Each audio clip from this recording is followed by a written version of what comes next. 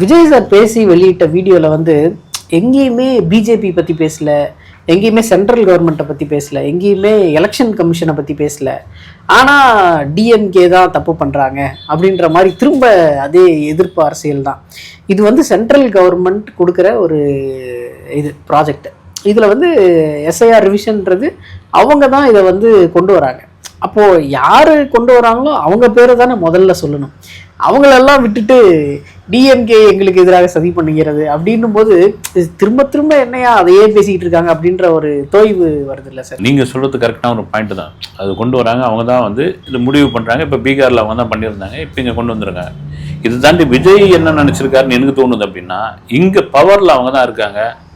நீங்கள் மற்ற கட்சி அப்படின்னு டிஎம்கே தாண்டி மற்ற கட்சி எந்த கட்சி உங்களுக்கு வந்து ஒரு வலிமையாக இருக்குது இப்போதைக்கு வரைக்கும் வந்து இருக்காங்க, ரைட்டு.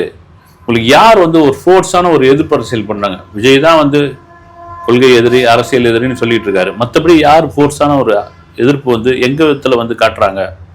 ஒன்றுமே இல்லை. அதிமுக எடுத்தீங்கன்னா அது ஒரு இதுவாக பிரிஞ்சு போயிருக்குது. பாமகவில் 2 பிரிவு ஆகி போச்சு.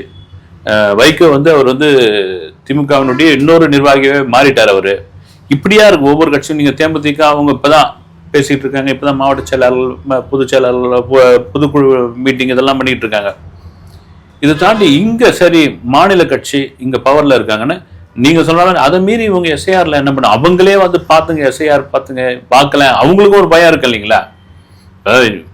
நீங்கள் எப்படி ஜென்சி கிட்டு இளைஞர்களுடைய ஓட்டு இவங்களை நீங்கள் எதிர்பார்க்குறீங்களோ அதே போல் டிஎம்கேக்கு வந்து எங்கேயாவது ஒரு இடத்துல ஒரு ஒரு ஒரு ஒரு ஒரு பூத்துலேயோ ஒரு பகுதியிலையோ ஒரு 100கணக்கான ஓட்டு போயிடுச்சுன்னா என்ன ஆகும்? வந்து அவங்களும் அது கவனம் செலுத்திட்டு இருக்காங்க. ஆனால் தொடர்ந்து விஜய் சொல்கிற மாதிரி நீங்கள் சொல்கிற மாதிரி அந்த வீடியோவில் கூட பார்த்தேன் நான் வந்து ஏன் திமுக எதிர்ப்பு அரசியல் பண்ணிட்டு இருக்காருன்னு தெரியல வந்து.